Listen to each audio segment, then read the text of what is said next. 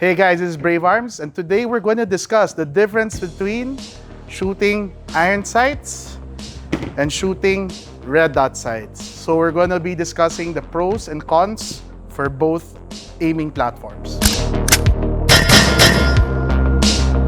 You can see these guns are not loaded, so without further ado, like when we're aiming downrange, we are going to slide them forward and discuss the differences. Iron sights, the biggest pro on the iron sight is that it already comes in the gun, so it is free. Another pro with shooting iron sights is that there's no electronics to worry about. So unlike with red dots, that there's something, there's battery maintenance, there's the sight maintenance, all that stuff.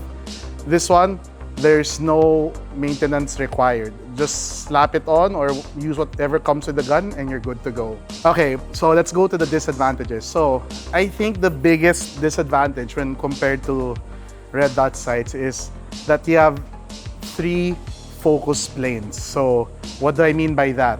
On the process of aiming, from focusing on the target, on a split second, you're going to be shifting your focus from the target to the rear sight. So it's going to look like that. And then this is the part where from focusing on the rear sight, you will then line it up and focus on the front sight, like that.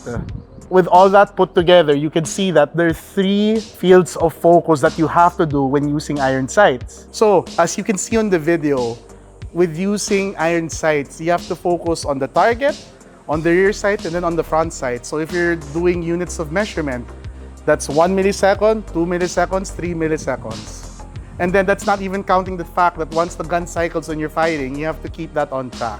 Versus with the red dot, as we'll explain later, there's only 1 focus plane. Now, going to the red dot sight, let's start with the disadvantages because these are the things that if you're thinking of buying, you have to keep in mind. So one of the biggest disadvantages of a red dot sight on a pistol is that there's something else to maintain. For example, I'm using the aim point Acro C1 and it is notorious on draining battery. So because of that, I have to replace the batteries every so often compared to iron sights where there's nothing to replace. Another disadvantage also is that there's more added weight to the gun.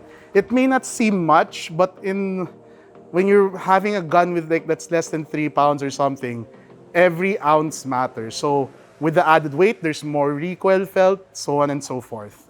But one of the big advantages of shooting the red dot sight is that it allows you to aim faster and aim further because the reference point can be imposed while still focused on the target. So let me show you how it looks like on first-person view.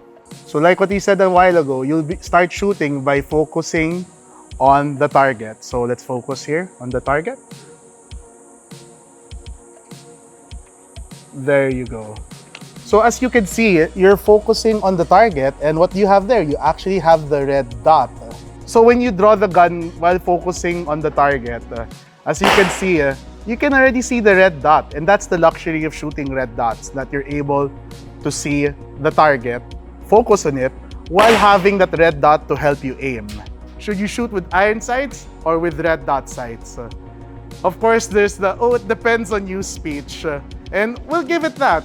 If you don't want to spend on a good red dot sight, and I understand because these can get very expensive, almost as much as a gun, then it's perfectly fine to shoot with iron sights. We've been shooting this for the longest time and we've seen pretty good shooters with iron sights. So if you're shooting with iron sights, don't feel bad. We've been doing this for ages. But if you want the latest and greatest and you want the biggest advantage, then you really have to switch to red dot sights. And we see it happening. Pistols nowadays, from even entry-level pistols, are already optic cut ready because we see as shooters that this is the future. So if you want to get on it now, I think you should. But if you can't afford it, it's okay. Wait when things get cheaper and better. To wrap it up, it's really up to you whether you want to shoot iron or you want to shoot red dot. But here in BraveArms, we think red dot's the future. And if you want to shoot red dot, don't forget the biggest factor in shooting with red dot is that you have to put time and effort to train with it. Because just getting the red dot doesn't assure you that you'll shoot better. You have to put the time and effort to train with it. So that's about it on this topic, and we'll see you on the next video.